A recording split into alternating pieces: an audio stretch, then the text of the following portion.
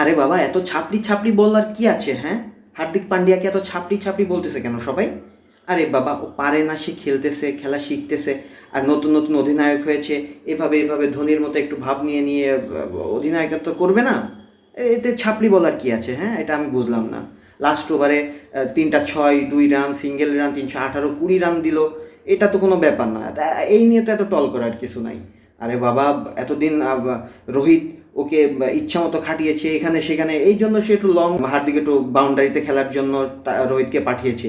এটা নিয়েই বা এত খেলার এত চিল্লাপাল্লা করার কি দরকার? বাউন্ডারির গায়ে দিয়েছি বলে কত কথা কত কথা, না না না, এইগুলো নিয়ে কথা বলার কিছু নাই। আরে বাবা, প্যান্ট খুলে গেছে, এটা কি আমার দোষে? প্যান্টের নাড়া যদি ঢিলা করে বাঁধে রোহিত, সেটার কি দোষ কি হার্দিকের? হ্যাঁ, বুঝলাম না। একটু পাঠিয়েছে বলে কি সবাই এরকমভাবে ছাপড়ি ছাপড়ি বলতেছে? না না, এটা আসলে কোনোভাবে মেনে নেওয়া যায় না। আরে ধোনি সে বয়স্ক লোক, আর তারা ইচ্ছা মতো পিটাইছে, এটা নিয়ে তো কোনো কথা বলারও দরকার নাই, তাই না?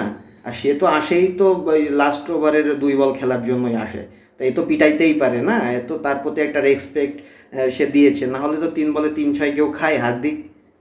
5বার রোহিত কাপ জিতিয়েছে বলে সেই অধিনায়ক হিসেবে থাকবে, এটা কোনো কথা? আমার কি কোনো দায়িত্ব না, মানে হার্দিকের কি কোনো দায়িত্ব নাই?